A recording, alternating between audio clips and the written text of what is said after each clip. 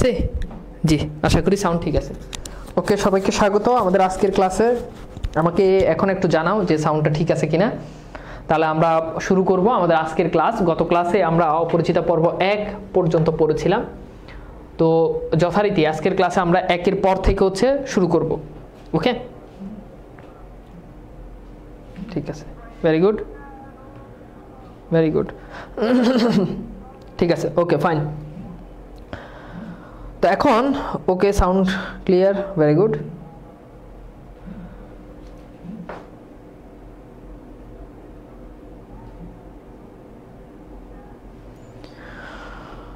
ওকে, so এখন সবকিছু ঠিক আছে। ওকে, তো গত ক্লাসে আমরা যেখান পর্যন্ত পড়েছিলাম আমরা একটু যদি দেখি, আমরা হচ্ছে, আমি যদি ভুল না করি তাহলে গত ক্লাসে আমরা লেভেল 5 পর্যন্ত, লেভেল হচ্ছে 4 পর্যন্ত আমরা পড়েছিলাম। তো আজকে আমরা দেখি, এরপর আমরা একটু আলোচনায় যাই, দেখি আমাদের কোন লেভেল পর্যন্ত আমরা আজকে পড়তে পারি। ঠিক আছে, তো চলো আমরা দেখি। আমরা গত ক্লাসে লেভেল 4 পর্যন্ত শেষ করেছিলাম, তাই না?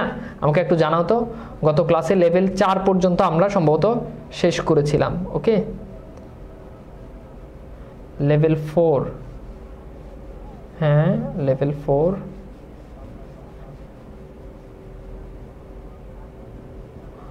কই এটা নাকি? আমি একটু দেখি।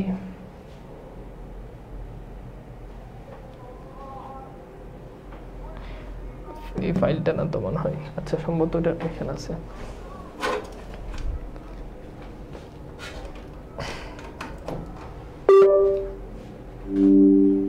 আচ্ছা একটা মিনিট, আমি একটু সময় দাও, 1 মিনিট, জাস্ট 1 মিনিট।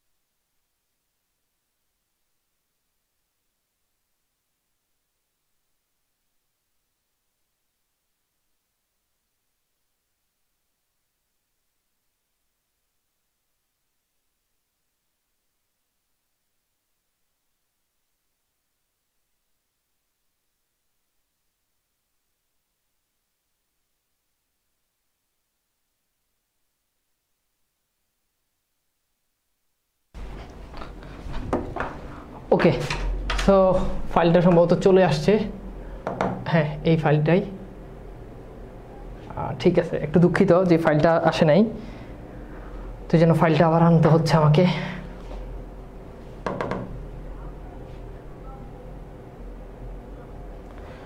তো গত ক্লাসে আমরা লেভেল কত পর্যন্ত পড়েছিলাম? যারা ক্লাস করেছো আমাকে একটু জানাও যে গত ক্লাসে আমরা সম্ভবত লেভেল 5 পর্যন্ত আমরা হচ্ছে পড়েছিলাম। ওকে, আর লেভেল 4 পর্যন্ত পড়েছিলাম।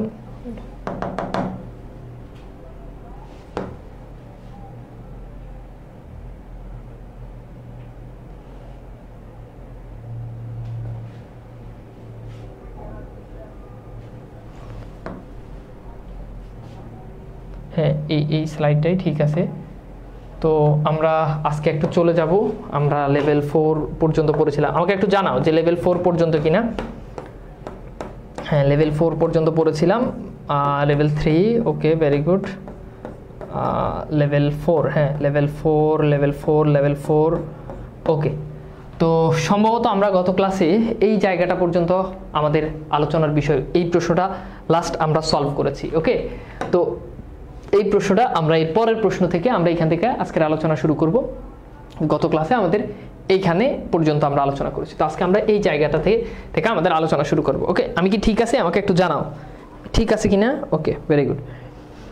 তো ফাইন, তাহলে তোমরা যদি অনুমতি দাও আমরা শুরু করব। হ্যাঁ, তো চলো আমরা তাহলে শুরু করে দিই। প্রথমত গত ক্লাসে আমরা যেখান পর্যন্ত দেখেছিলাম যে যে একেবারে অনুপমদেরকে রিজেক্ট করে দিয়েছে। কে রিজেক্ট করে দিয়েছে? কল্যাণীর বাপ অর্থাৎ শম্ভুনাথ সেন কি করেছে? রিজেক্ট করে দিয়েছে। হ্যাঁ, তো এরপর থেকে আমাকে একটি কথাও বলাও তিনি আবশ্যক বোধ করিলেন না। মানে অনুপমকে আর একটা কথা বলবে শম্ভুনাথ, তার অনুপমকে কিছুই বলতেছে না, কারণ প্রমাণ হইয়া গিয়েছে আমি কেউই নয়, অর্থাৎ আমার কথার কোনো ভ্যালু নাই। সো আমি বললেই কি, না বললেই কি। তারপর যা হইলো তা আমি বলিতে ইচ্ছা করি না, অর্থাৎ বিয়ে যে ভেঙে গেল এই কথা তার বলতে আর ইচ্ছা করে না। এরপর বলছে ঝাড় লণ্ঠন ভাঙিয়া চুরিয়া। ঝাড় লণ্ঠন বলতে এখানে বোঝানো হচ্ছে বাতি। হ্যাঁ, একেবারে বিয়ের সময় যে বড় বড় বাতিগুলো থাকে। ঝড় লণ্ঠন ভাঙিয়া চুরিয়া জিনিসপত্র লণ্ডবণ্ড করিয়া বরযাত্রের দল দক্ষ যজ্ঞের পালা সারিয়া বাহির হইয়া গেল। বাড়ি ফিরিবার সময় ব্যান্ড, রসন চৌকি।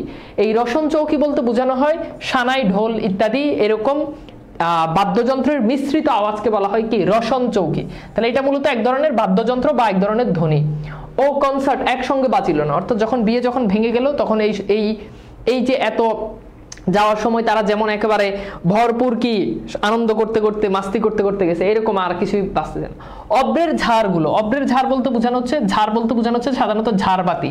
মানে অব্র হচ্ছে এক ধরনের খনিজ পদার্থ। এই অব্র দিয়ে তৈরি যে বাতিগুলো আছে এই বাতিগুলো আকাশের তারার উপর, মানে বাতি জ্বলার যে দায়িত্ব এটা তাদের, মানে এটা আকাশের তারার উপর দিয়ে তাদের কর্তব্যের বারাত দিয়ে কোথায় নির্বাণ লাভ করিবার সন্ধান পাওয়া গেল না।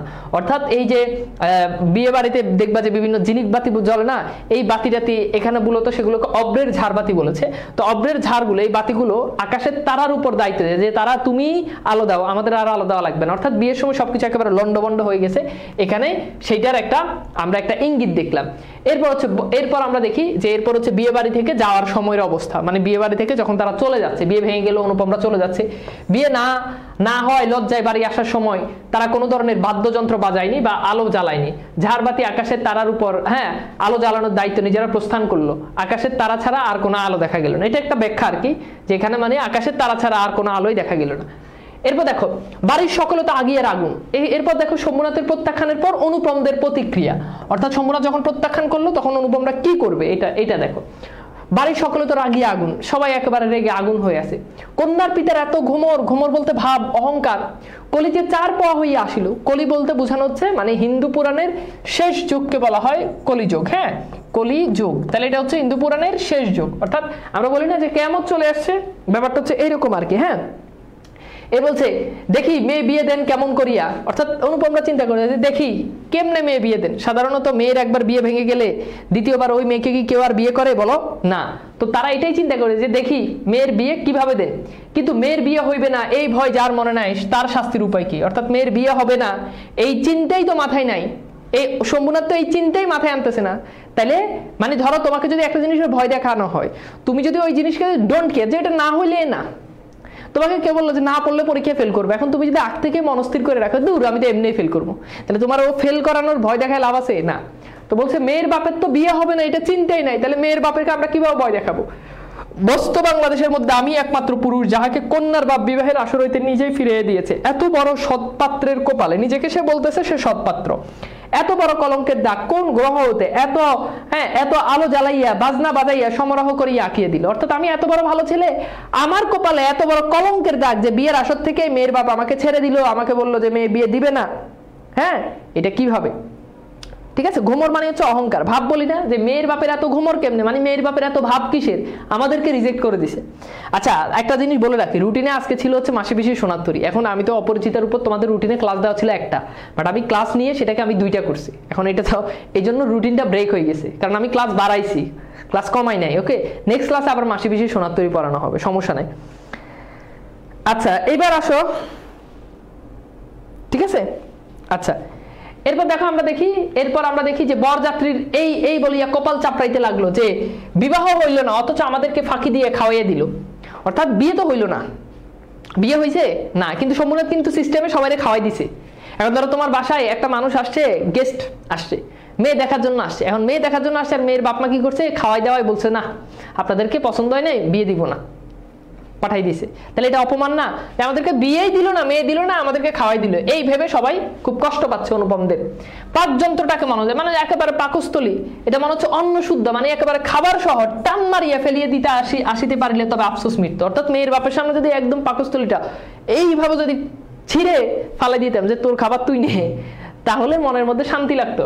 বিবাহের চুক্তিভঙ্গ ও মানহানির দাবিতে নালিশ করিবে বলিয়া মামা অত্যন্ত গোল করিয়া বেড়াইতে লাগলেন। তাহলে মামা দুইটা জিনিসের জন্য নালিশ করবেন, একটা হচ্ছে বিবাহের চুক্তিভঙ্গ, আর একটা হচ্ছে মানহানি, মানে তাদের মানহানি হয়েছে, বিয়ে না দিয়ে তাদের মানহানি হয়েছে। হিতৌশিরা, হিতৌশিরা মানে হচ্ছে যারা মঙ্গল কামনা করে, অর্থাৎ শুভাকাঙ্ক্ষী। হিতৌশিরা মানে কি? শুভাকাঙ্ক্ষী, অর্থাৎ অনুপমদের যারা মঙ্গল চায়, তারা বুঝিয়ে দিল তা হইলে তামাশার যেটুকু আছে তাহা পুরা হইবে। বলা বাহুল্য আমিও খুব রাগিয়েছিলাম, অর্থাৎ আশেপাশের মানুষজন বলল যে যদি মামলা করতে যান তাহলে যেই তামাশাটা বাকি ছিল ওই তামাশাটাও পুরা হয়ে যাবে, চুপ থাকেন এর থেকে ভালো। কোন গতিকে শম্ভুনাথ বিষম জব্দ হইয়া আমার পায়ে ধরিয়া আসিয়া পড়েন, গোপের রেখায় তা দিতে দিতে এটাই কেবল কামনা করতে লাগলাম যে মেয়ের তো বিয়ে দিতে পারবি না, আমার পাও ধরে পরে মেয়ের বিয়ে দেওয়া লাগবে। এটাই অনুপম কি করতেছে, অনুপমের পরিবার চিন্তা করতেছে। কিন্তু এই আক্রোশের কালো রং, কালো রং বলতে এখানে বোঝানো হচ্ছে দুঃখ, এই আক্রোশের কালো রঙের স্রোতের পাশাপাশি আরেকটা স্রোত বহিতেছিল যেটার রং একেবারে কালো না। অর্থাৎ এই যে বিয়ে ভেঙে গেল, এটা তার মনে একটা কষ্ট, দুঃখের সঞ্চার হয়েছে, রাইট? তো বলতেছে এই যে কালো রং, এই যে কষ্ট, এই কষ্টের পাশাপাশি আমার মনের মধ্যে আরেকটা স্রোত বয়ে যাচ্ছে, যেই স্রোতটা কালো নয়, মানে সেটা হচ্ছে প্রেমের স্রোত, বুঝছো? সমস্ত মন যে সেই অপরিচিতার পানে ছুটিয়ে গিয়েছিল, পানে মানে কাছে, মানে আমার মন তো সেই অপরিচিতা, সেই নারীর কাছে, এখনো যে তাহাকে কিছুতেই টানিয়া ফিরাইয়া পারি না, দেওয়ালটুকু আড়ালে রহিয়া গেল গো। অর্থাৎ যখন বিয়ে হয়েছে তখন অনুপম ছিল এক রুমে আর কল্যাণী ছিল আরেক রুমে, খালি মাঝখানে একটা দেওয়াল ছিল, দেওয়ালটাই খালি আলাদা রয়ে গেছে আমাদের দুজনের মধ্যে। তো চলো আমরা লেভেল 5 এ কোশ্চেন সলভ করি। বিয়ের আসর থেকে বরযাত্রীর প্রস্থান পালাকে অনুপম কিসের সাথে তুলনা করেছেন? দক্ষ যজ্ঞের পালা। হ্যাঁ, তাহলে বুঝতে পারতেছে এটার উত্তর কি হবে, দক্ষ যজ্ঞের পালা। এটা আমরা একটু আগে পড়ছি। অপরিচিতের গল্পে মেয়ের বিয়ে হইবে না এই ভয় যার মনে নাই, তার শাস্তির উপায় কি? উক্তিটি প্রকাশ পেয়েছে। তাহলে এই উক্তিটা কি প্রকাশ পেয়েছে বলতো? যে আগামী সময়ের ইঙ্গিত, পরবর্তী সমাজ ব্যবস্থা, শম্ভুনাথ বাবুর সাহসিকতা, শম্ভুনাথ বাবুর নির্বিকার, হ্যাঁ নির্বিকাররত। তাহলে বলতো এই প্রশ্নটার উত্তর কি হবে, দেখো পারো কিনা?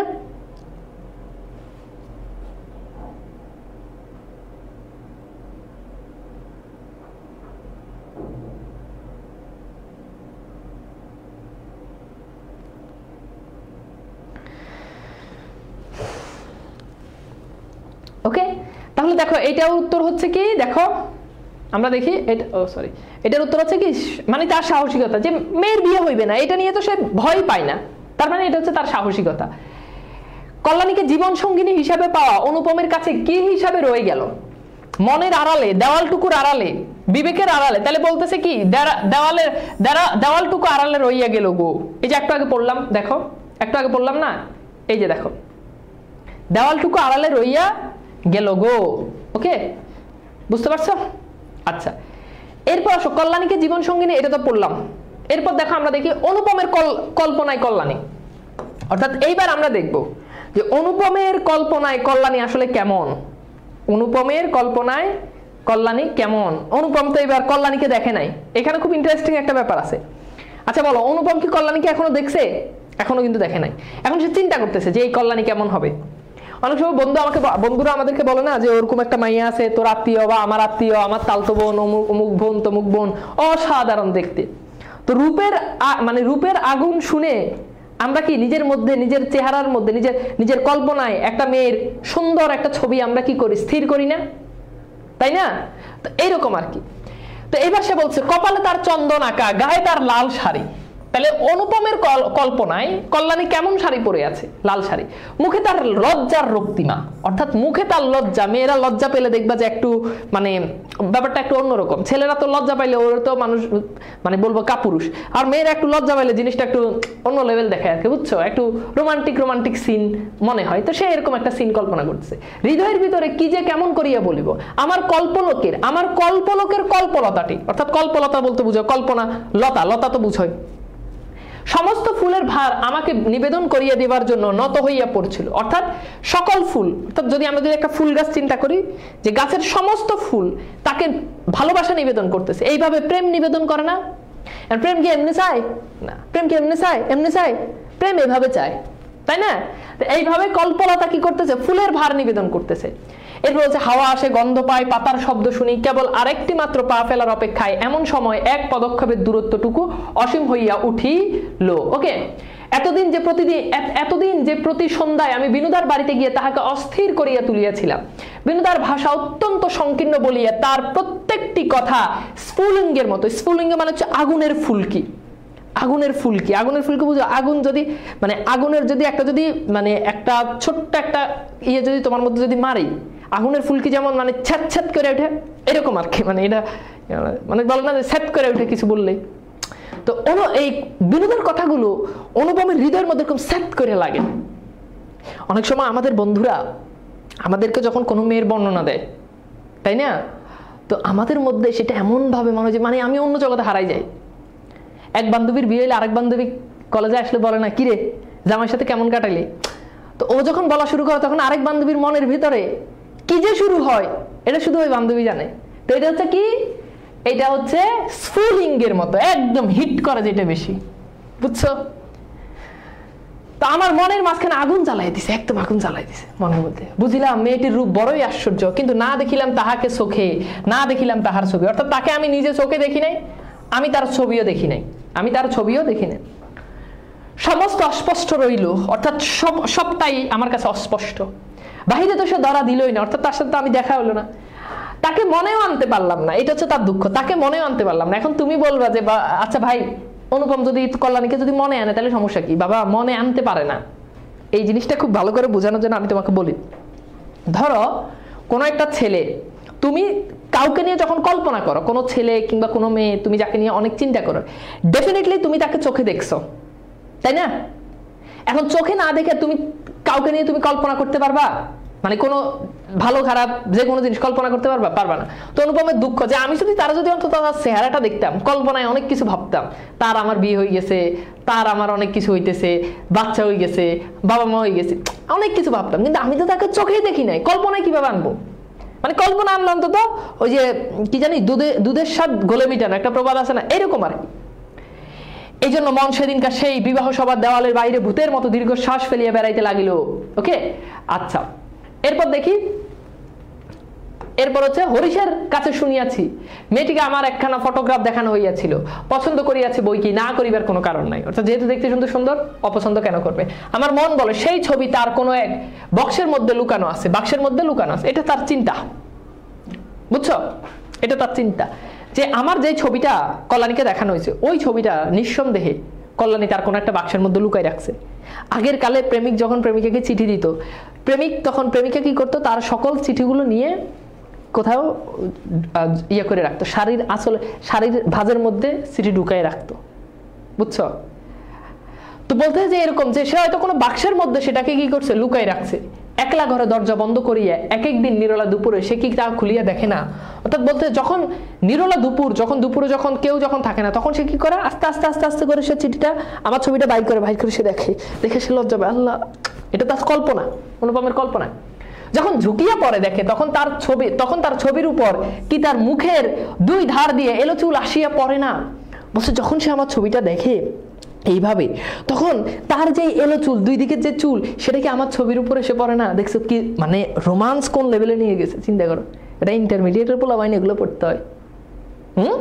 যে যখন সে ছবি দেখে, ছবি দেখার পর তার চুল আমার ছবির উপর আইসা পড়ে, এই যে একটা সিন। তো বুঝতে পারতেছো মেয়েদের চুল, আমরা সিনেমাতেও কিন্তু দেখি যে চুল দিয়ে কি হয়, ভালোবাসার সূত্রপাত হয়।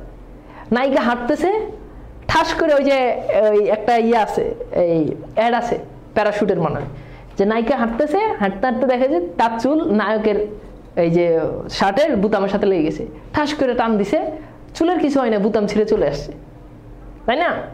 অনেক সময় আবার সিনেমাতে গিয়ে দেখা যায় যে নায়িকা এমনি চুলটা যখন নাড়া মারে আর পোলার গায়ের উপর গিয়ে চুল পরে,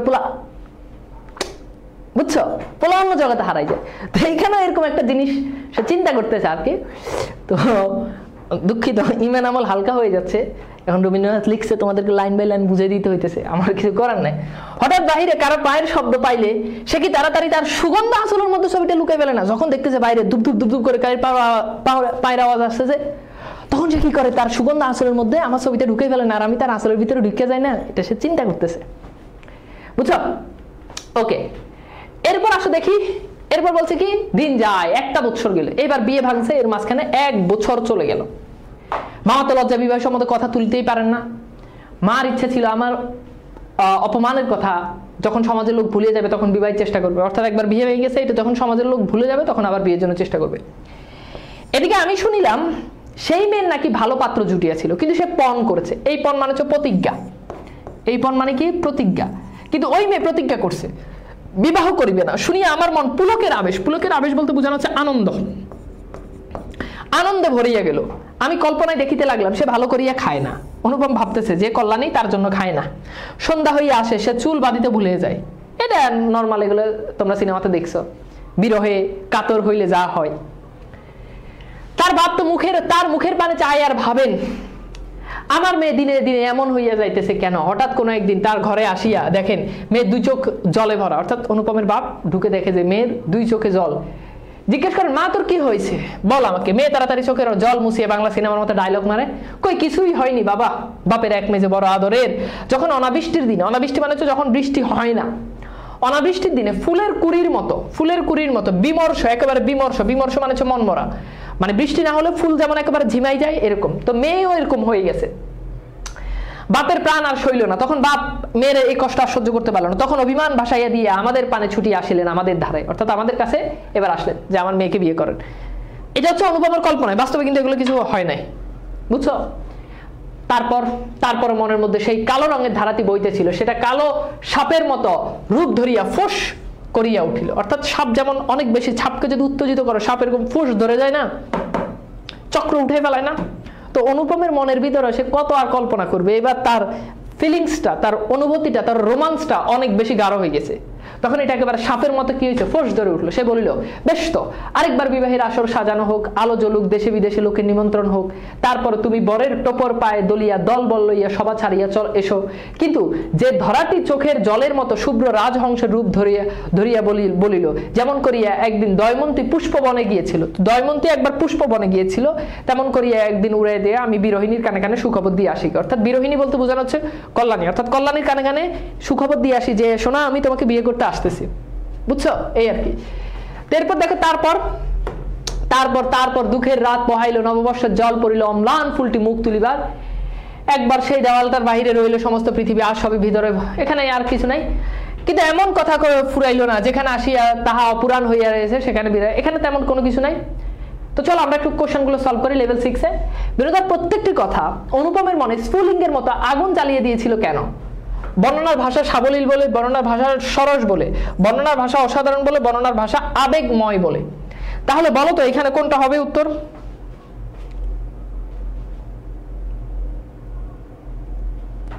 বলো।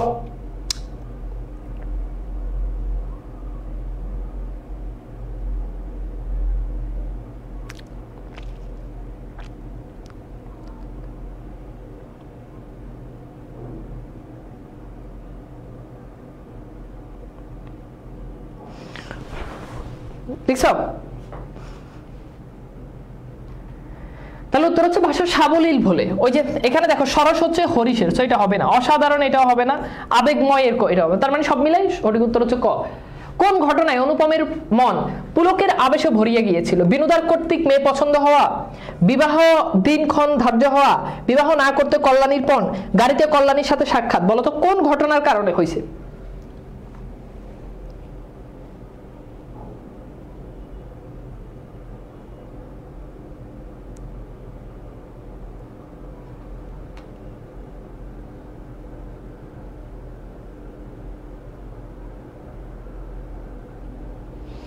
তাহলে এটা তো সহজ। এটা হচ্ছে কি যে যখন মানে কল্যাণী যখন বলছে যে সে আর বিয়ে করবে না তখন আর কি।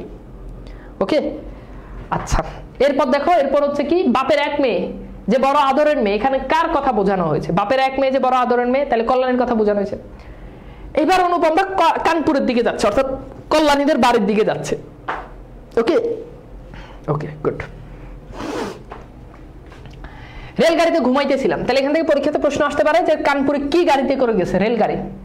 ঝাঁকানি খাইতে খাইতে মাথার মধ্যে নানা প্রকার এলোমেলো স্বপ্নের ঝুমঝুমি বাজিতেছিল। হঠাৎ একা কোনো একটা স্টেশনে জাগিয়ে উঠিলাম, আলোতে অন্ধকারে মেশা সেও এক স্বপ্ন। কেবল আকাশের তারাগুলো চিরপরিচিত, সবই অজানা অস্পষ্ট। অর্থাৎ আকাশে যে তারাগুলো আছে এই তারাগুলো অজানা অস্পষ্ট। হ্যাঁ, তো মানে একমাত্র মনে হচ্ছে আকাশের তারাগুলোকেই চিনি, এছাড়া আর কাউকে চিনি না। কারণ তারাগুলো আমার এই সৌদিতে যেই তারা, বাংলাদেশে একই তারা, এটা ছাড়া সবকিছু অস্পষ্ট অজানা। স্টেশনে দ্বীপ কয়টা? দ্বীপ মানে হচ্ছে বাতি। দ্বীপ মানে কি? বাতি। স্টেশনে দ্বীপ কয়টা? খাড়া হইয়া দাঁড়াইয়া আলো ধরিয়া এই পৃথিবীর এই পৃথিবীতে যে কত অচেনা চারিদিকে তাহা কতই বহু দূরে তাহাই দেখা যাইতেছে। এরপর আমরা দেখি যে ট্রেনে কল্যাণীকে প্রথমবার কিভাবে দেখা হলো।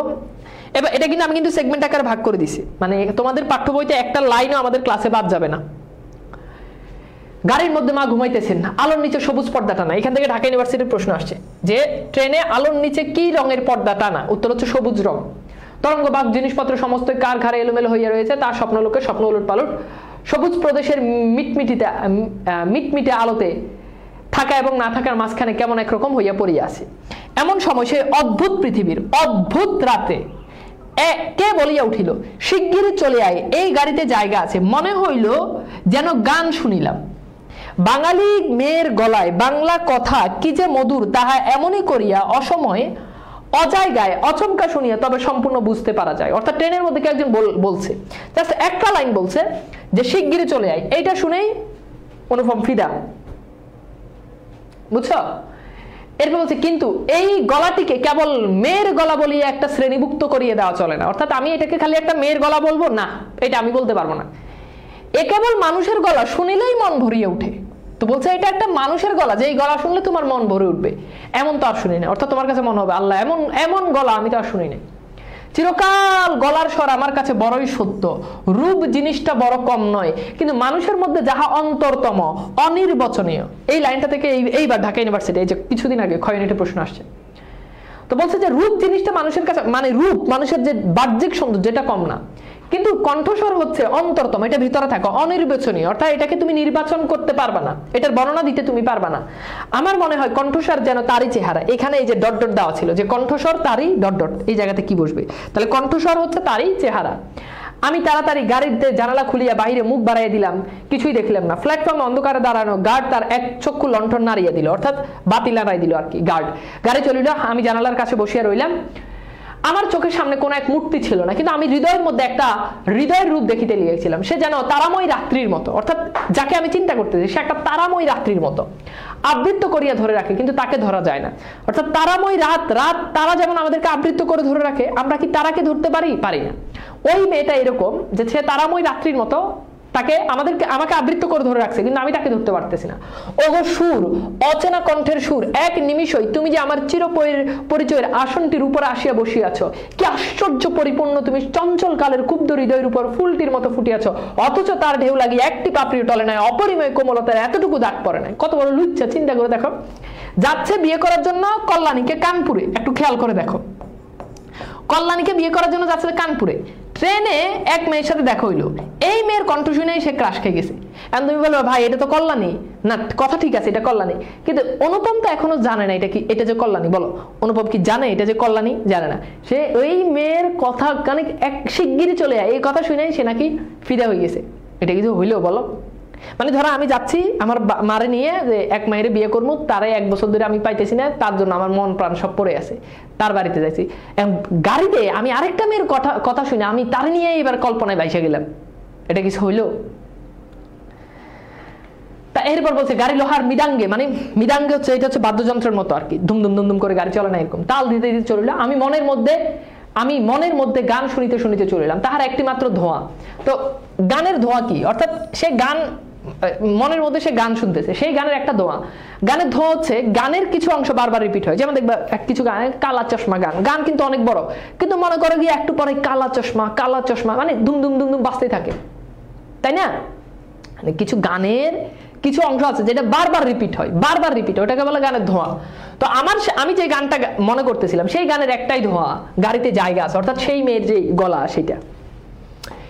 এর বলছে আছে কি জায়গা তো যে পাওয়া যায় না, কেউ যে কাউকে চেনে না, অথচ সেই না চেনাটুকু কুয়াশা মাত্র, সে যে মায়া সেটা ছিন্ন করে চেনার আর অন্ত নেই। ওগো সুদাময় সুর, এ হৃদয়ের অপরূপ রূপ তুমি, সে কি আমার চিরকালের চেনা নয়? জায়গা আছে শীঘ্রই আসিতে ডাকিয়াছ, শীঘ্রই আসিয়াছি, এক নিমিষ দেরি করি না। রাতে ভালো করিয়া ঘুম হইল না, প্রায় প্রতিটা স্টেশনে একবার মুখ বাড়াইয়া দেখিলাম, ভয় হইতে লাগিল, যাহাকে দেখা হইল না সে পাছে রাত্রে নামিয়ে যায়। অর্থাৎ যাকে দেখলাম না সে কি আসলে নেমে গেল নাকি, এটার কথা ভাবতেছে। পরদিন সকালে বড় একটা স্টেশনে গাড়ি বদল হইবে, আমাদের ফার্স্ট ক্লাসের টিকিট, তাহলে অনুপমদের ফার্স্ট ক্লাসের টিকিট ছিল, এখান থেকে পরীক্ষাতে প্রশ্ন আসে। ভিড় হইবে না, মানে ভাবছি যে ফার্স্ট ক্লাসের টিকিট, সাধারণত ফার্স্ট ক্লাসের টিকিট একটু ভিড় কম হয়। নামিয়ে দেখি প্ল্যাটফর্মে সাহেবদের আটদালির দল, অর্থাৎ বড় সাহেবদের পিয়ন, আটদালি মানে হচ্ছে পিয়ন, আসবাবপত্র লইয়া গাড়ির জন্য অপেক্ষা করতেছে। অর্থাৎ তখন সরকারি যারা বড় বড় অফিসার ছিল তারা গাড়ির জন্য, তাদের জন্য কোনো সিট টিট কিছুই লাগে না, তারা মনে করে গিয়ে মানে কোথাও যাবে ফাইন, তো মানুষের যে সিটই থাকুক না কেন সমস্যা নাই, ওই সিট তাদেরকে ছেড়ে দিতে হবে, এরকম আর কি। তো বলে যে কোন এক ফৌজের বড়, ফৌজ মানে হচ্ছে সৈন্য, আর্মি, ভিডিআর, এরকম পুলিশ, বড় বড় সৈন্য আছে না, বড় জেনারেল সাহেব ভ্রমণে বাহির হইয়াছে। 2-3 মিনিট পরে গাড়ি আসিল, বুঝিলাম ফার্স্ট ক্লাসের রাস্তা ত্যাগ করতে হবে, অর্থাৎ ফার্স্ট ক্লাস সেই সাহেবদেরকে দিয়ে দিতে হবে। মাকে লইয়া কোন গাড়িতে উঠি এক বিষম ভাবনায় পড়লাম, সব গাড়িতেই ভিড়, ধারে ধারে উকি মারিয়ে বেড়াইতে লাগলাম, অর্থাৎ সব জায়গাতে উকি মেরে দেখতেছে। এমন সময় সেকেন্ড ক্লাসের গাড়ি হইতে, খুব ইম্পর্টেন্ট, সেকেন্ড ক্লাসের গাড়ি হইতে একটি মেয়ে আমাকে লক্ষ্য করিয়া বলিল, আপনারা আমাদের গাড়িতে আসুন না, এখানে জায়গা আছে। অর্থাৎ মেয়ে বললো যে আপনারা আমাদের গাড়িতে আসেন, এখানে জায়গা আছে। আমি তো চমকিয়া উঠিলাম, সেই আশ্চর্য মধুর কণ্ঠ, অর্থাৎ যার কণ্ঠ শুনে আমার মনের ভিতরে ফিলিংস উতলে উঠছে, সেই কণ্ঠ এবং সেই গানের ধোয়া, জায়গা আছে, ক্ষণমাত্র বিলম্ব না করে, মানে ক্ষণমাত্র হচ্ছে সামান্য, সামান্য বিলম্ব, দেরি না করে, বিলম্ব মানে কি দেরি না করে। মাকে লইয়া কোন গাড়িতে উঠিয়া পড়িলাম, জিনিসপত্র তুলিবার প্রায় সময় ছিল না, আমার মতো অক্ষম দুনিয়ার আর নাই। এই যে অনুপম নিজের বলতেছে অক্ষম, এখন এই অক্ষম মানে কি, এই অক্ষম মানে কি এটা একটু পরে বুঝবা। সেই মেয়েটি কুলিদের হাত হইতে তাড়াতাড়ি চলতি গাড়িতে আমার বিছানাপত্র টানিয়া লইল, অর্থাৎ অনুপম নিজে তার জিনিসপত্রগুলো টেনে ট্রেনের মধ্যে উঠাবে, এটা সে পারতেছে না, মেয়েটা তাড়াতাড়ি করে জিনিসপত্রগুলো টেনে নিল, বুঝছো।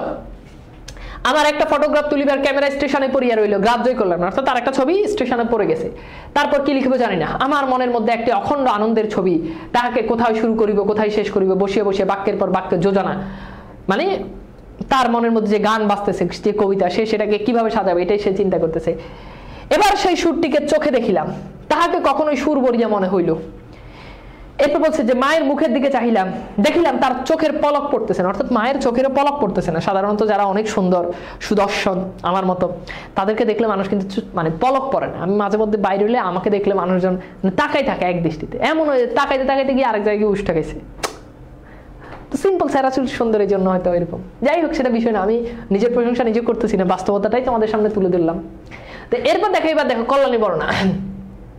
মেয়েটির বয়স 16 কি 17, অর্থাৎ মেয়েটার বয়স 16 অথবা 17 হইবে তখন অনুপমের মতে, কিন্তু নবযৌবন ইহার দেহে মন কোথাও যেন একটু ভার চাপাইয়া দেয় নাই। ইহার গতি সহজ, দীপ্তি নির্মল, সৌন্দর্যের সূচিত অপূর্ব, ইহার কোনো জায়গায় কোনো জরিমা নাই।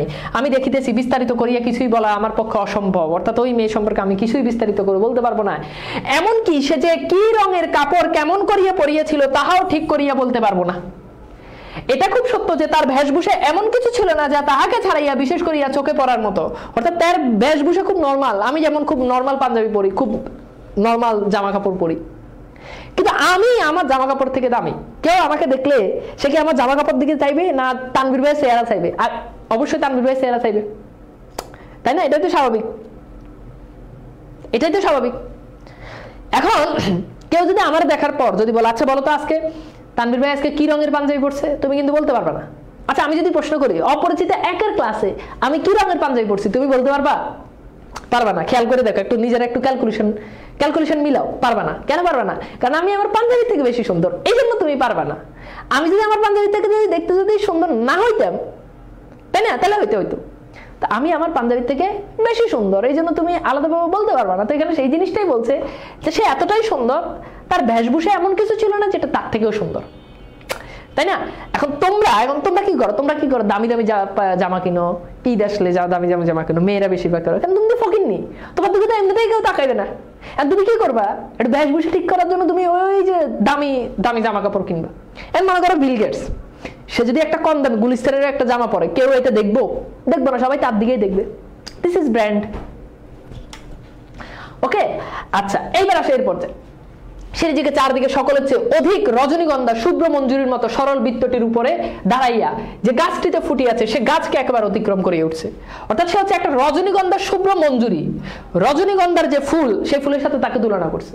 সে যে গাছে সে বড় হয়েছে সেই গাছকে সে অতিক্রম করেছে সৌন্দর্যের দিক থেকে। সঙ্গে দু তিনটা ছোট ছোট মেয়ে ছিল, তাহাদিগকে লইয়া তার হাসি আর কথার অন্ত ছিল না। অর্থাৎ ট্রেনের মধ্যে তাদেরকে নিয়ে এসে বারবার কথা বলতেছে।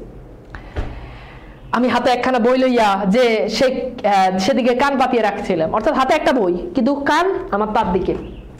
যেটুকু কানে আসতেছিল সে তো সমস্তই ছেলে মানুষের সঙ্গে ছেলে মানুষের কথা। তাহার বিশেষত্ব এই যে তাহার মধ্যে বয়সের তফাৎ কিছু মাত্র ছিল না। ছোটদের সঙ্গে সে অনায়াসে এবং আনন্দে ছোট হইয়া গিয়েছে। অর্থাৎ ছোট ছোট বাচ্চাদের সঙ্গে সে একেবারেই ছোট হয়ে গেছে, তার কথাবার্তা এমন। হ্যাঁ, আচ্ছা এইবার আসো, এরপর দেখো সঙ্গে কতগুলো ছবিওয়ালা ছেলেদের গল্পের বই, তাহারই কোনো একটা বিশেষ গল্প শোনাইবার জন্য মেয়েরা তাহাকে ধরিয়া পড়লো। এ গল্প নিশ্চয়ই তারা 20-25 বার শুনছে। অর্থাৎ মেয়েরা ওই কল্যাণীকে বারবার বলছে আমাদেরকে গল্প শোনা এবং কল্যাণী তাদেরকে যে গল্প বলতেছে অনুপমের মতে এই গল্প অন্তত 20-25 বার শুনেছে। আমাদেরকে ছোটবেলায় আমাদের মা গল্প শুনাইতো, ঘুরে ফিরে গল্প একটাই, এক বনে এক রাজা ছিল, এক দেশে এক বনে এক বাঘ ছিল, এক দেশে এক রাজা ছিল। এই গল্পের বাইরে আমাদেরকে কোনো গল্প শুনাইতো, এই গল্প শুনাই ভাত খাওয়াইতো। এখন অনুপম বলতে যে ওই ছোট ছোট মেয়েরা যারা কল্যাণীর সাথে ছিল এরাও একইবার ওই গল্পের কথাই বলতেছে, এমন গল্প বলতেছে যে গল্প তারা 20-25 বার শুনছে। আচ্ছা, মেয়েদের কেন যে এত আগ্রহ তা বুঝিলাম। তাহার সুধাকণ্ঠে সোনার কাঠিতে সকল কথাই যেন সোনা হইয়া উঠে। অর্থাৎ তার কথাতেই মনে হচ্ছে যাই বলুক সেটাই মনে হচ্ছে সোনার মতো মূল্যবান হয়ে যায়। তাই মেয়েরা তার মুখে গল্প শোনার জন্য গল্প নয় তাকেই শুনে তাহার হৃদয়ের উপর প্রাণের ঝর্ণা ঝরিয়ে পড়ে। আসলে লেভেল 7 অনুপম কাকে নিয়ে তীর্থযাত্রা করেছিল বলতো? অনুপম কাকে নিয়ে তীর্থযাত্রা করেছিল?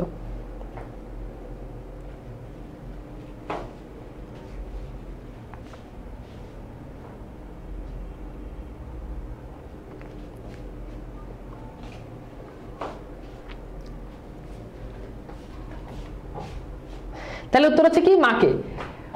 কোন গাড়ি দিয়ে অনুপম কানপুরে যায়? দেখছো, এটা আমি কিন্তু অলরেডি বলছি তোমাদেরকে। বলো তো, দ্রুত প্রশ্নগুলো সলভ করে ফেলো, তাহলে জীবনটা অনেক সহজ হবে।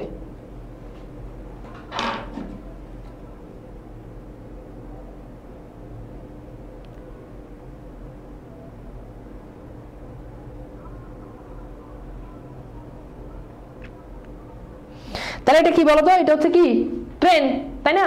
রেল বা ট্রেন, তো এখানে রেল আছে। অপরিচিত গল্পে কল্যাণীকে কোন ফুলের সঙ্গে তুলনা করছে? এটা খুবই ইম্পর্টেন্ট, এটা ইউনিভার্সিটিতে অনেকবার প্রশ্ন আসছে।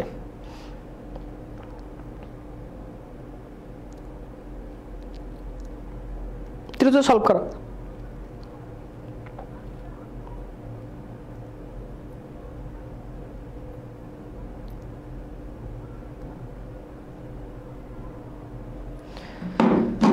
ওকে, তাহলে এটা কি বলতো?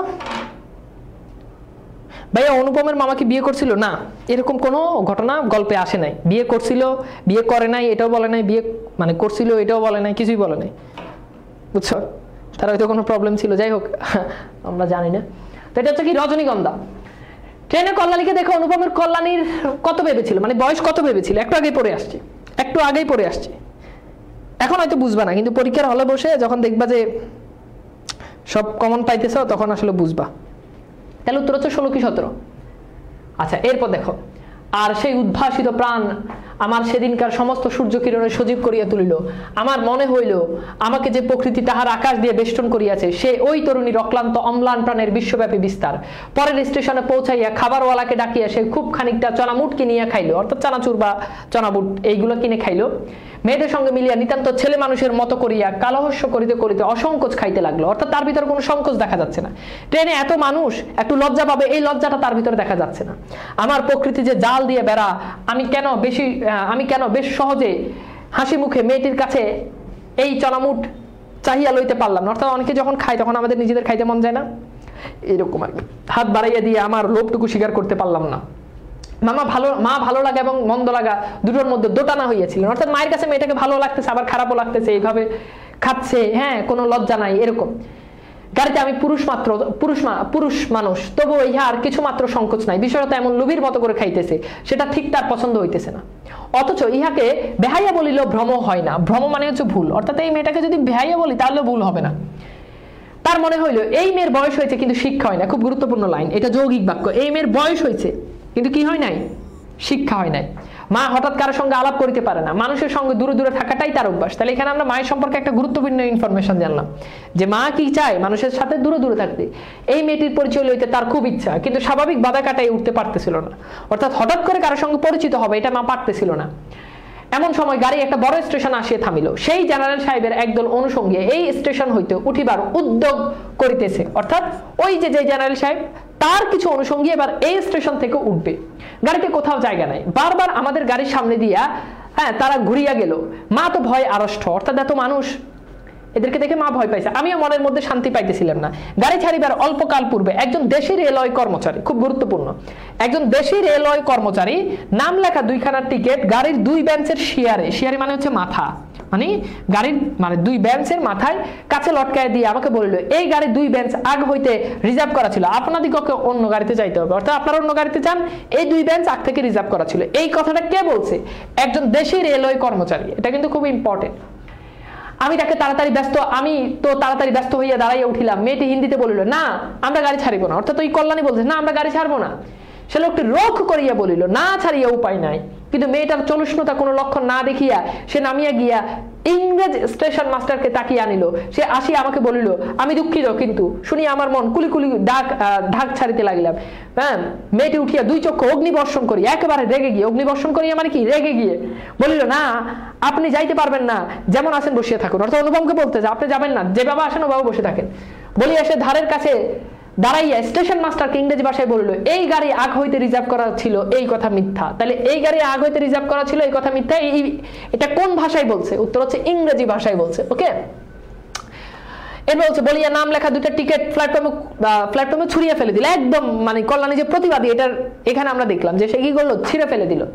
ইতিমধ্যে 8 সমেত ইউনিফর্ম পরা সাহেব ধারের কাছে আসিয়া দাঁড়াইছেন। গাড়ি সে তার আসবাবপত্র উঠাইবার জন্য 8 প্রথমে ইশারা করছিল। তারপর মেয়েটির মুখে তাকাইয়া তার কথা শুনিয়া ভাব দেখিয়ে স্টেশন মাস্টারকে একটু স্পর্শ করিল এবং তাকে আড়ালে লইয়া গিয়ে কি হইল জানি না। অর্থাৎ মেয়েটা যেমন অনেক বেশি রেগে গেল, তখন তারা আর ওই ট্রেনে উঠলো না। সার কথা হচ্ছে এটা। দেখা গেল গাড়ি ছাড়িবার সময় অতীত হইল, তার একটা গাড়ি জুড়িয়া তবে ট্রেন ছাড়িল। মেয়েটি তার দল বলল আবার এক পত্তন চড়ামুট খাইতে শুরু করল। আর আমি লজ্জায় জানালার বাইরে মুখ বাড়াইয়া প্রকৃতির শোভা দেখতে লাগলাম। কানপুরে গাড়ি আসিয়ে থামলো। তাহলে এখানে খুব ইম্পর্টেন্ট, গাড়ি কোথায় এসে থামলো? কানপুরে এসে থামলো। মেয়েটি জিনিসপত্র বাদিয়ে সমস্ত প্রস্তুত স্টেশনে এক হিন্দুস্তানি। এখানে আবার মনে রাখবা যে কল্যাণীকে রিসিভ করার জন্য যে চাকর আসছে সে চাকর ছিল হিন্দুস্তানি চাকর ছুটি আসিয়া তাহাদিগকে নামাইবার উদ্যোগ করিতে লাগলো। মা তখন আর থামিতে পারলো না, জিজ্ঞেস করলো তোমার নাম কি? অর্থাৎ মেয়েটা নেমে গেল, বললো যে তোমার নাম কি মা? মেয়েটি বললো আমার নাম কল্যাণী। শুনিয়া মা আমি এবং দুজনে চমকে উঠলাম। অর্থাৎ এই সেই কল্যাণী কিনা? তোমার বাবা তিনি এখানকার ডাক্তার, তার নাম সোমনাথ সেন। তারপরেই সবাই নামিয়ে গেল মামার নিষেধ অমান্য করিয়া, মাতৃ আজ্ঞা ঠেলিয়া। তারপরে আমি কানপুরে আসিয়াছি। কল্যাণীর বাপ এবং কল্যাণীর সঙ্গে দেখা হইয়াছে। হাত জোর করিয়াছি, মাথা হেট করেছি, অর্থাৎ কল্যাণীর বাপের কাছে মাথা নিচ করেছি। সোমনাথের হৃদয় গলিয়াছে। কল্যাণী বলে আমি বিবাহ করিব না। বলতেছি যে আচ্ছা, এখানে একটা গুরুত্বপূর্ণ প্রশ্ন, এই প্রশ্ন সব স্টুডেন্ট করে, যে প্রশ্নটা হচ্ছে এরকম যে ট্রেনে মেয়ের বয়স কল্যাণী না হয় তখন গল্পের অবস্থা ও আচ্ছা না, এটা চলে গেছে একটা। তো বললো যে বাপ বললো যে ঠিক আছে, মেয়ে যদি বলে বিয়ে করতেন তাহলে সমস্যা নেই, কিন্তু কল্যাণী বলে না আমি বিয়ে করব না, বুঝছো? তো রবীন্দ্রনাথ আসলে তাদের আর বিয়েটা দেন নাই।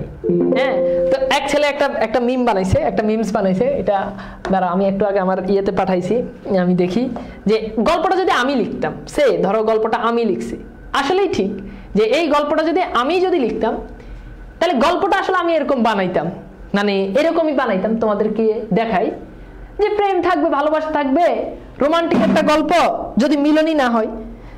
তোমরা তোমাদের জীবনে যতগুলো সিনেমা দেখছো সবগুলো সিনেমা দেখবা যে সিনেমাগুলো কেমন বলো তো?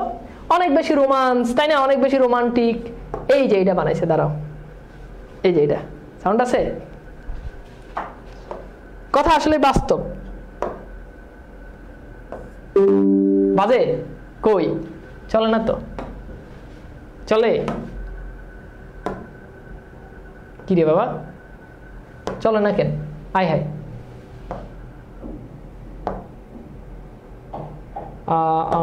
দেখি ডাউনলোড করে দেখি।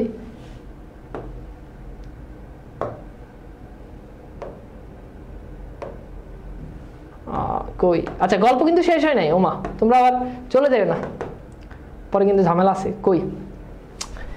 কই গেল? তোমাদেরকে একটা জিনিস দেখাবো, হইল না, দেখছো? থাক, না হইলে নাই, বাদ দাও।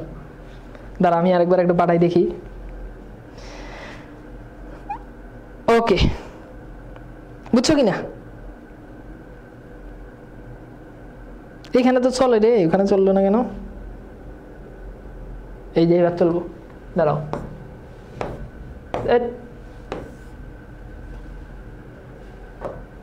না, না চললেন নাই, থাক, আর কিছু করার নাই আমার। যদি না চলে তাহলে আমার আর কিছু করার নাই। আচ্ছা আসো, চলবে, আমরা একটু পর আবার ট্রাই করে দেখবো না যদি হয়। তো চলো, আমাদের গল্প কিন্তু শেষ হয় নাই। আমি জিজ্ঞেস করলাম কেন, এবার গুরুত্বপূর্ণ এখান থেকে এমসিকিউ আসে। যে বললো যে কেন কেন বিয়ে করবো না? বললাম মাতৃআজ্ঞা। মাতৃআজ্ঞা মানে কি সর্বনাশ। এই পক্ষে মাতুল আছে, মাতুল মানে হচ্ছে মামা। এখানে মামা দ্বারা বোঝানো হচ্ছে বাধা। প্রথমবার তো মামার বাধার কারণে বিয়ে হয় নাই। তারপর বুঝলাম মাতৃভূমি আছে, সে বিবাহ ভাঙার পর হইতে কল্যাণী মেয়ে শিক্ষায় ব্রত গ্রহণ করেছে, অর্থাৎ সে মেয়েদেরকে শিখায়। কিন্তু আমি আশা ছাড়িতে পারলাম না সেই সুরটাকে, যেটা আমার হৃদয়ের মধ্যে আজও বাজিতেছে। সে যেন কোনো ওপারের বাসি আমার সংসারে বাহিরে হইতে আসলে সমস্ত সংসারের বাহিরে ডাক দিল। ওকে, আচ্ছা, এরপর আসো আমরা একটু দেখি। এরপর আর সেই রাত্রির অন্ধকারের মতো আমার কানে আসেছিল জায়গা আছে, অর্থাৎ সেইটা এখনো সে চিন্তা করতেছে। চিরজীবনের গানের দোয়া হইয়া রইল সেই কথাটা। তখন আমার বয়স 23, এখন 27। তাহলে খেয়াল করো, যখন গল্প লিখতেছে তখন অনুপমের বয়স হচ্ছে 27। ওকে, এটা মনে রাখবা। তোমরা মনে করিতেছ আমি বিবাহ আশা করি না, কোনো কালেই না। আমার মনে আছে কেবল সেই রাত্রি রজনা কণ্ঠের সুর। এখানে মূলত গল্প এখানে মূলত কি হয়ে গেছে, শেষ হয়ে গেছে, আর কিছু না। তো চলো আমরা একটু কোশ্চেন সলভ করি। ট্রেনে কল্যাণীকে দেখো, অনুপমের বয়স কত ভেবেছিল? এটা তো আমরা সলভ করলামই। আচ্ছা গেল, তাহলে মোটামুটি এটা আমরা বুঝতে পারছি। এইবার আসো আমরা কিছু বোর্ড কোশ্চেন দেখি, এন্ড বোর্ড কোশ্চেনগুলো দেখি যে আমরা বোর্ড কোশ্চেনগুলো পারি কিনা, এটা একটু দেখা যাক। কিছু বোর্ড কোশ্চেন দেখবো, এন্ড বোর্ড কোশ্চেনগুলো তোমরা সলভ করো, আমি দেখি যে সেই বোর্ড কোশ্চেনগুলো তোমরা পারো কিনা। একদম মানে রিসেন্ট বোর্ডের যে কোশ্চেনগুলো, আমরা সেই কোশ্চেনগুলো সলভ করবো। সো প্রথমেই আসো আমরা দেখি এইটা, ঢাকা বোর্ড 2024। দক্ষযজ্ঞ কি হট্টগোল, এটা তো বুঝছো, এটা চলে আসছে। কল্যাণীর রূপ গুণের বর্ণনা বিনুদা বলেছিলেন, কোনটা বলেছিলেন? ঢাকা বোর্ড 2024। প্রশ্নটা সলভ করো তো।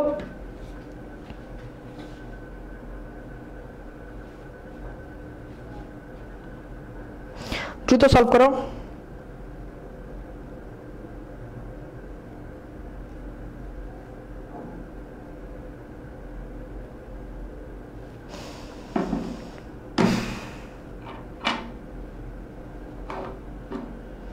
দ্রুত সলভ করে দেখো। তাহলে এটা কি বলতো, এখানে দেখো প্রশ্ন খেয়াল করো, এটা কিন্তু বহুপদী। তাহলে দেখো বলছে যে মন্দ নহে, ঠিক আছে, ফাইন, মন্দ নহে খাঁটি সোনা বটে। খাঁটি সোনা হে এই কথা কিন্তু বলে নাই। তাহলে বুঝতে পারতেছো এটার উত্তর হচ্ছে কি বলতো, 1 এবং 2। এরপর দেখো এটা আসছে দিনাজপুর বোর্ড 2024। অনুপমের মামা কোন ধরনের কন্যা পছন্দ নয়? গরিবের, ধনীর মেয়ে। তাহলে বলছে যে ধনীর মেয়ে তার পছন্দ না, তাই না? কারণ ধনীর মেয়ে মাথা হেড করে আসবে না। তাহলে এটার উত্তর খ। সানাই, ঢোল ও কাশি এই 3 প্রকার বাদ্যযন্ত্রের সৃষ্ট ঐক্যতান, মানে এই 3 সানাই, ঢোল, কাশি এই 3 ধরনের বাদ্যযন্ত্র মিশ্রণ করে যে এটা তৈরি হয় ওইটাকে কি বলে বলতো? এটা আমি আজকের ক্লাসে বলেছি, দেখো পারো কিনা।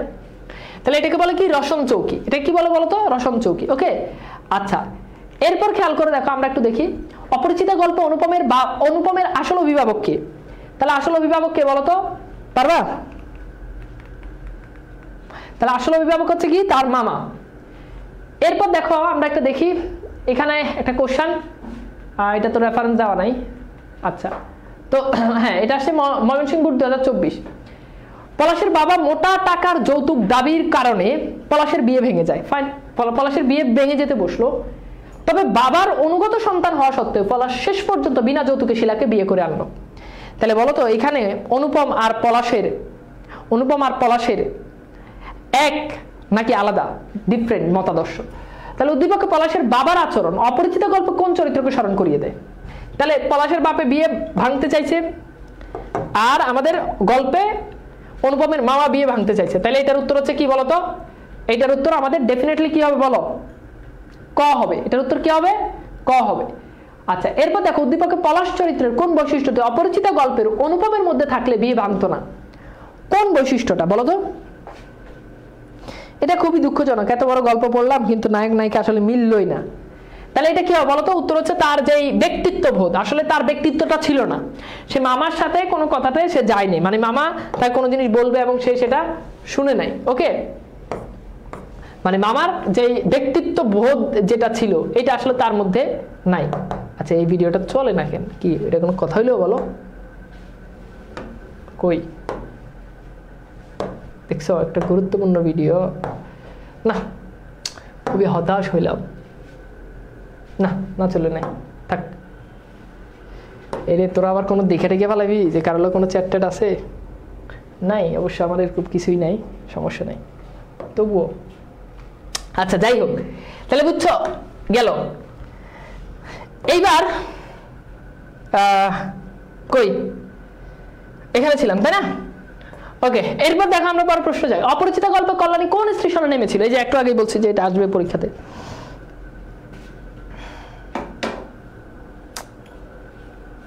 আচ্ছা, গ্রুপে দিয়ে দিব না, সমস্যা নেই, শেয়ার করে দিব না।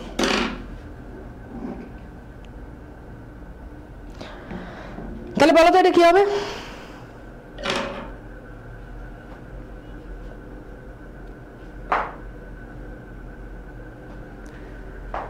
তাহলে এটা কি হবে বলতো? কানপুর, তাই না? কানপুর। আচ্ছা, এরপর দেখো, ঠাট্টা সম্পর্ককে স্থায়ী করিবার ইচ্ছা আমার নাই, উক্তিটি কার? তাহলে এটা শম্ভুনাথের উক্তি। যশোর বোর্ড 2024। অনুপম তার মামাকে ফলগুর বালি বলার কারণ কি? নদীর মতো গতিশীল, দয়ামায়াহীন, পরিবারের সর্বময় কর্তা, তারপর হচ্ছে লোভী প্রকৃতির মানুষ। বলতো এই যে কেন বলছে এই কথা?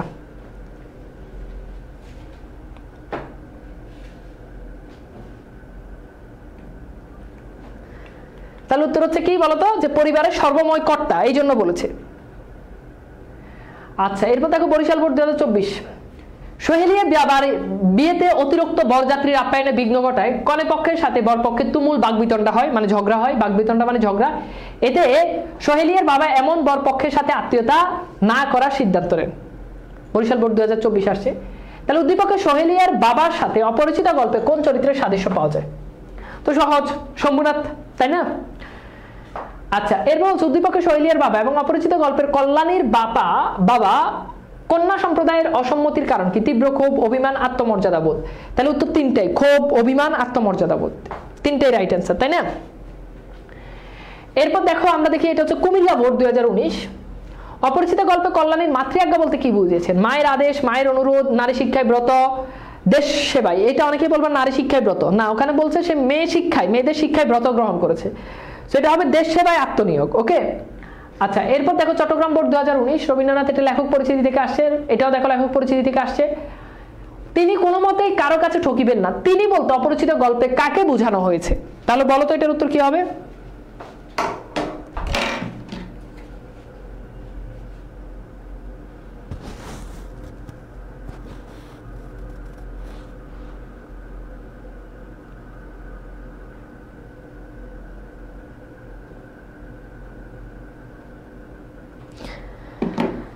তাহলে এটা কি হবে বলতো? এটার উত্তর হচ্ছে আমাদের কি বুঝাইছে বলো? মামা। এরপর দেখো দিনাজপুর বোর্ড 2019। কলিকাতার বাহিরে বাকি যে পৃথিবীটা আছে সমস্তটাকে মামা আন্দামান দ্বীপের অন্তর্গত বলিয়া জানেন। অপরিচিত গল্পে ওই উক্তিটি মামা চরিত্রে যে বৈশিষ্ট্যটি ফুটে উঠেছে তা হলো ধর্মনিষ্ঠা, দেশপ্রেম, কুসংস্কার। উত্তর হচ্ছে কূপমন্ডু কথা, মানে সীমাবদ্ধতা। কলকাতার বাইরে মামা কখনো যাই নাই। ওকে, সো এবার বলো তোমরা কি পারবা? মানে এইটা কি মানে কঠিন? আমাকে বলো তো ভাইয়া, পারবা কি না? সহজ নাকি কঠিন? খুব সহজ, একটু যদি মনোযোগ দিয়ে যদি পড়ো তাহলে সহজ। আর তোমাদের জন্য দ্বিতীয় পত্রের জন্য এই যে বইটা আছে, এটা কারা কারা অর্ডার দিছে একটু জানাও তো, একটু কমেন্ট করে জানাও তো। এই বইটা কিন্তু এই যে বইটা তোমাদেরকে মানে কয়েক পৃষ্ঠা দেওয়ার পর তোমরা পাগল হয়ে গেছো এই বইয়ের জন্য। একদম নির্মিত অংশ সহ ব্যাকরণ 100 নাম্বার ফুল প্রিপারেশন। তো এটা কারা কারা অর্ডার দিছে তাদেরকে একটু দেখতে চাই।